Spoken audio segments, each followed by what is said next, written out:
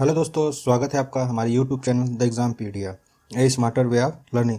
तो जैसा कि हम लोग भारत के भूगोल में पढ़ रहे थे भारत की प्रमुख नदियाँ, तो आज हम उसी सीरीज़ को आगे बढ़ाते हुए जो नदियाँ बची हुई हैं, प्रायद्वीपीय नदी और जो अन्य मुख्य नदी हैं, तो उनके बारे में आज हम लोग देख लेते हैं। अगर आपको हमारे जो हिमालयन नदी के बारे में देखना है तो वो पार्ट 1 में है, जो गंगा नदी, ब्रह्मपुत्र नदी और सिंधु नदी है। इन तीनों नदियों को हमने एक में पढ़ाया हुआ है। जो अन्य मुख्य नदियाँ हैं तो उसको हम इस पार्ट में अब लेकर आ रहे हैं। तो आइए देखते हैं सबसे पहले जो नदी है कौन कौन सा है। तो सबसे पहले हम देखते हैं कौन सी नदी है। तो दक्षिण भारत की जो नदियाँ हैं, एक तरीके से देखा जाए तो हमने बताया था जो नदी है तो कौन कौन सी नदी होती है। एक होता है हिमालयन नदी होता है, एक होता है प्रायद्वीपीय नदी होता है, प्रायद्वीपीय नदी होता है। तो हमने हिमालयन नदी पूरा चर्चा कर लिया हुआ है पार्ट 1 में। तो आज हम लोग प्रायद्वीपीय नदी के बारे में चर्चा करेंगे। जो प्रायद्वीपीय नदी भी है ये भी हमारा दो भागों में बटा हुआ है। तो कौन कौन से भाग में है, एक अरब सागर में गिरता है तो एक है बंगाल की खाड़ी में गिरता है। तो आइए हम लोग देखते हैं कौन कौन से, पहले बंगाल की खाड़ी की कौन कौन सी नदी गिरती है। तो सबसे पहले हम देखते हैं भारत की जो है दक्षिण भारत नदियों के दो भागों में बांटा गया है। कौन कौन सी, वे नदियां हैं जो बंगाल की खाड़ी में गिरती हैं और वे जो दो नदियां हैं अरब सागर में गिरती हैं।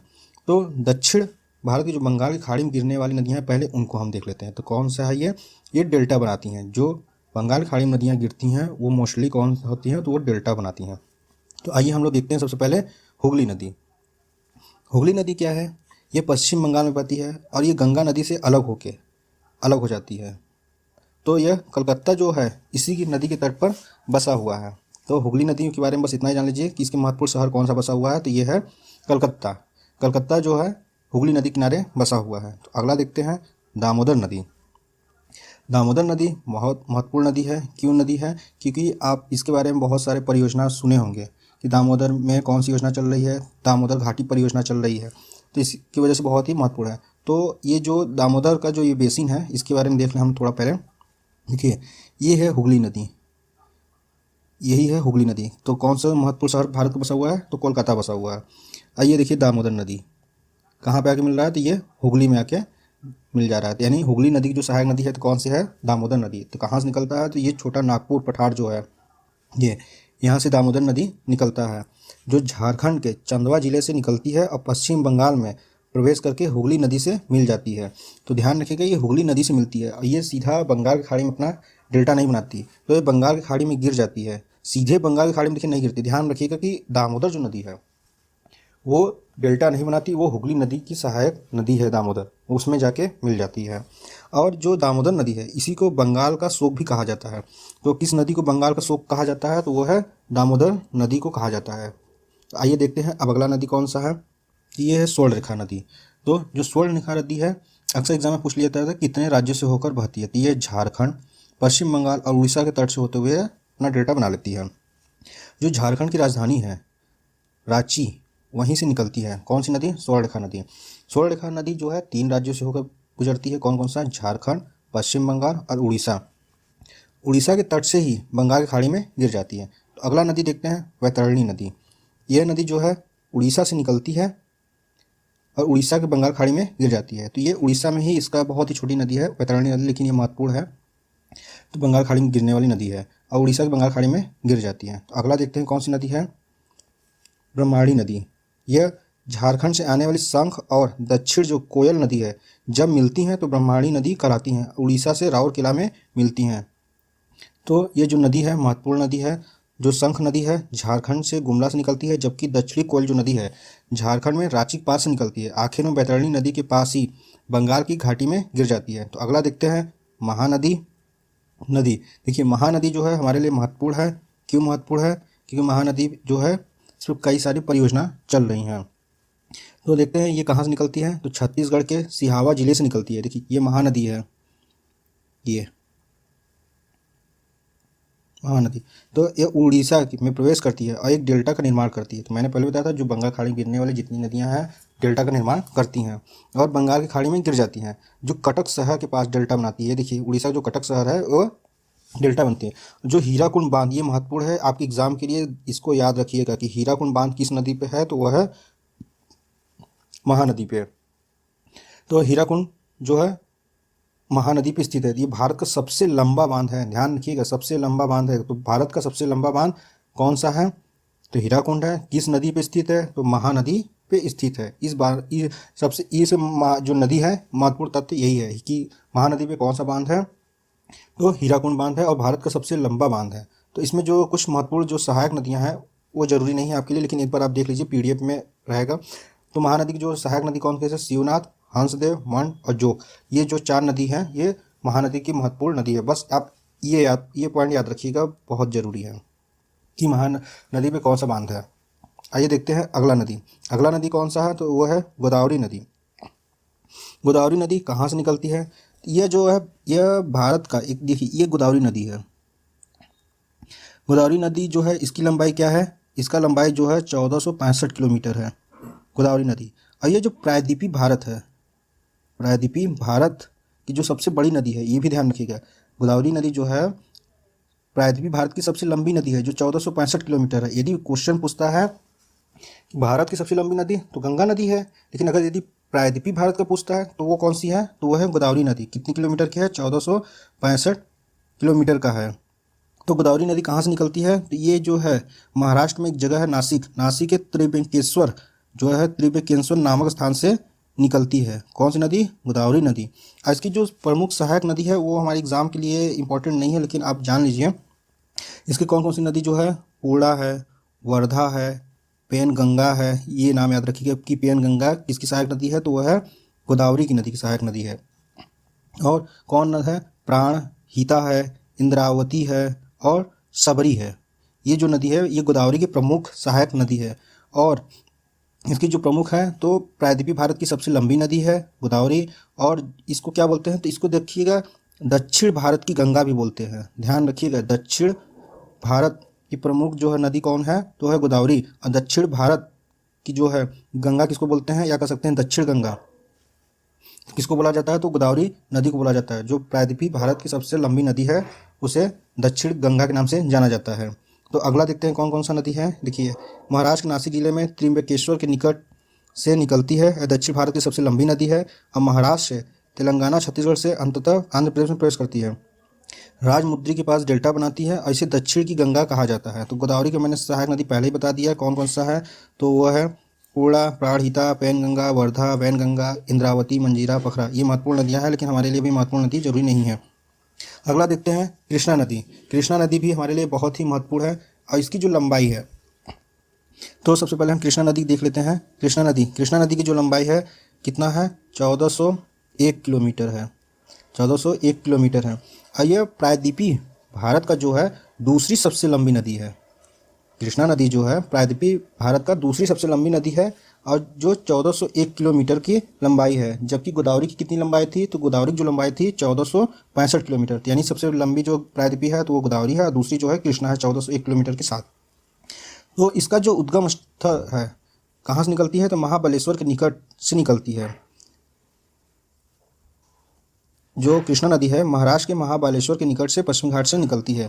तो जो कृष्णा नदी है इसमें भी महत्वपूर्ण है। देखिए कौन कौन सी सहायक नदी है ये जान लें। प्रायद्वीपीय भारत की दूसरी सबसे लंबी नदी है और ये महाराष्ट्र, कर्नाटक, तेलंगाना, आंध्र प्रदेश में प्रवेश करती है। आंध्र प्रदेश के विजयवाड़ा के पास डेल्टा बनाती है। तो इसकी जो सहायक नदी है, कृष्णा की जो सहायक नदी है तो कौन कौन सी है, इसकी जो सबसे लंबी सहायक नदी है तुंगभद्रा।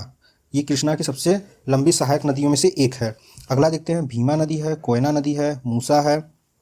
मूसा नदी किनारे ही हैदराबाद जो शहर है बसा हुआ है, ये महत्वपूर्ण है, याद रखिएगा। घाट प्रभा, माल प्रभा, दूध गंगा, पंचगंगा, ये सब कृष्णा नदी की सहायक नदियां हैं। तो अगला देखते हैं कि कौन सा है नदी, तो पेन्नार नदी। पेन्नार नदी जो है इसकी क्या खासियत है, ये कर्नाटक से आती है और आंध्र प्रदेश में बंगाल की खाड़ी में गिर जाती है। कर्नाटक जो है, जो कर्नाटक है कि कोलार जिले से निकलती है पेन्नार नदी। केजीएफ आपको एक मूवी आई थी तो वो यहीं से रिलेटेड है। तो अगला देखते हैं कौन सी नदी है, तो वो है कावेरी नदी। कावेरी नदी की विशेषता क्या है, कावेरी नदी जो है, तो अब ये है। अगला देखते हैं वैगई नदी। तो वैगई नदी अभी हम मैप में पूरा डिस्कस करेंगे, आगे है अभी मैप, तो अभी हम बस यहाँ पढ़ लेते हैं। तो वैगई नदी तमिलनाडु से निकलती है और वहीं बंगाल की खाड़ी में गिर जाती है। तमिलनाडु जो है मदुरै से निकलती है। तो अगला देखते हैं ताम्रपाणी नदी। ये भी जो है तमिलनाडु से निकलती है, तमिलनाडु में ही मन्नार खाड़ी में गिर जाती है। तो अब हम देखते हैं दक्षिण भारत की जो अरब सागर में गिरने वाली नदियां हैं, तो वो नदी के बारे में हम देखते हैं। तो सबसे पहले हम कौन सी नदी के बारे में देखते हैं, तो वो है लूनी नदी। लूनी नदी कहाँ पे है, तो ये देखिए लूनी नदी है, ये है लूनी नदी। तो ये राजस्थान के जो है अजमेर के निकट अरावली पर्वत श्रृंखला से निकलती है, और ये लवण नदी भी कहा जाता है। ये सांभर झील से होकर गुजरती है। तो इसमें जो महत्वपूर्ण तथ्य कौन सा है, तो ये लवण नदी भी कहा जाता है और सांभर झील से निकलती है। ये है लूनी नदी, और ये गुजरात के रण ऑफ कच्छ में विलुप्त हो जाती है। तो ये गायब हो जाता है, ये नदी में मिलने से पहले है, मिलने से पहले ही ये गायब हो जाता है, एक तरीके से विलुप्त हो जाता है। अगला देखते हैं साबरमती नदी। साबरमती नदी कहाँ पर है, ये देखिए साबरमती नदी ये है, राजस्थान से निकलते ही गुजरात होते खाड़ी में मिल जाती है, कच्छ की खाड़ी में।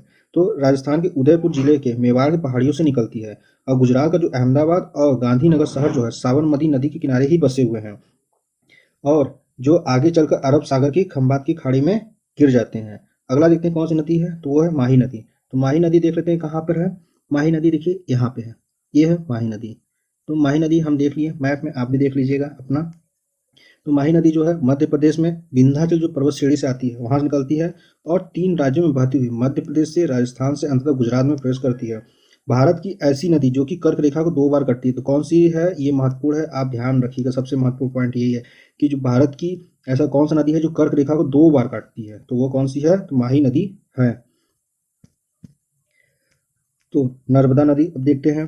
तो यह प्रायद्वीपीय भारत की सबसे लंबी नदी है जो अरब सागर में गिरती है। देखिए अरब सागर प्रायद्वीपीय नदी जो है एक बंगाल खाड़ी में गिरती है, तो एक अरब सागर में। यदि अरब सागर की बात करें तो वह नर्मदा नदी है। नर्मदा नदी गिरती है कहाँ पे, अरब सागर में। तो ये ध्यान रखिएगा, नर्मदा नदी जो है वो क्या है, वो उसकी लंबाई जो है 1312 किलोमीटर है, 1312 किलोमीटर है।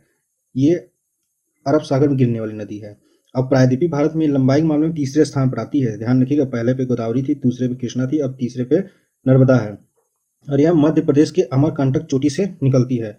अमरकंटक से ही 2 नदियां नर्मदा और सोन नदी निकलती है। नर्मदा एवं सोन नदियां ऐसी नदियां हैं जो कि एक ही स्थान से निकलने वाली 2 नदियां जो विपरीत दिशा में बहती हैं। नर्मदा सबसे ज्यादा मध्य प्रदेश में बहती है और भ्रंश घाटी से होकर बहती है, और मध्य प्रदेश में जो महाराष्ट्र से गुजरात में प्रवेश करती है, भड़ौज के पास यह अरब सागर में गिर जाती है।